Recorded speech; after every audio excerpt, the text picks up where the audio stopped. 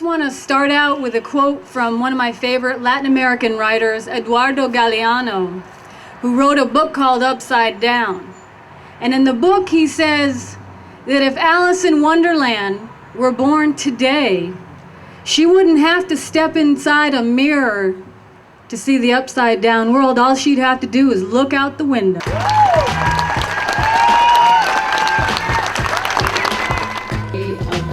Way up on the border, about 40 miles south of Montreal.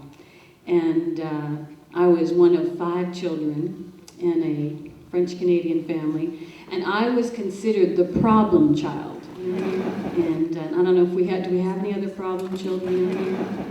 And I think it's interesting that people who bring up issues who are uncomfortable to talk about, what happens is it gets flipped. They become the problem instead of the thing that needs to be discussed. I remember one night at dinner, we're talking, and I said, yeah, and there's this guy who's a really good basketball player, his name's Lyle Baxter, and he's black.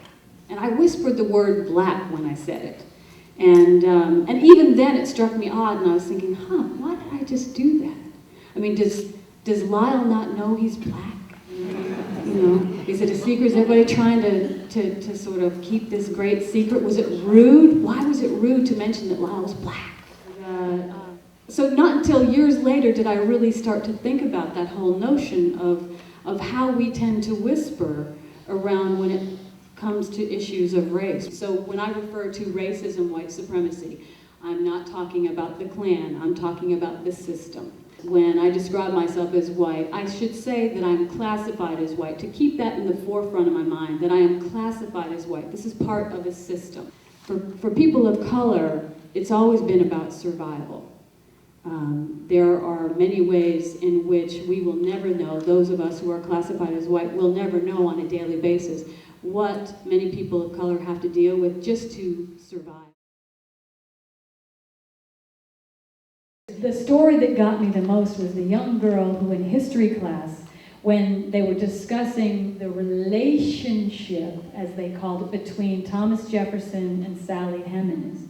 And as everyone here probably knows, Sally Hemings is an enslaved woman who was on the plantation of Thomas Jefferson, and she had children by him.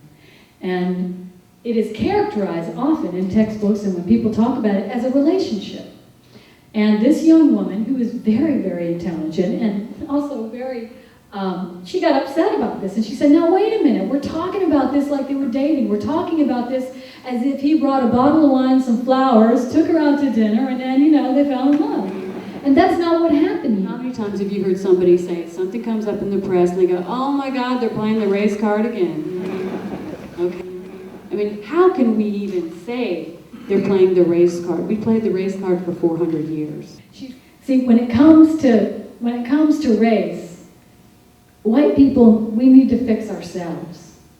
We need to fix ourselves first in order for things to get better. What is your personal commitment to racial justice? What is your personal commitment to racial justice? And how do you whisper when it comes to race in your own personal life?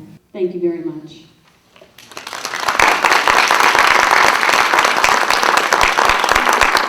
Character is action. You gotta look at what you do, how you live your life. That determines what your character is. So